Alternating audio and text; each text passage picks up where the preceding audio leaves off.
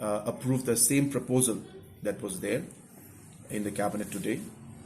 And in the next 2 months, we will work out the nitty-gritties of other important interventions that need to be taken, because this is a reform that we're doing, and the reform will have multiple aspects. And hence, while we give the teachers their salary package, the structured pay framework, there are other structures or restructuring that will take place within the schools also.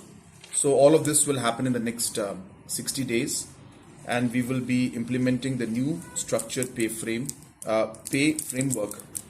by 1st of April 2026. The total amount that will be spent on giving this structured pay framework to teachers is approximately 817 crores will be the annual impact on the state government.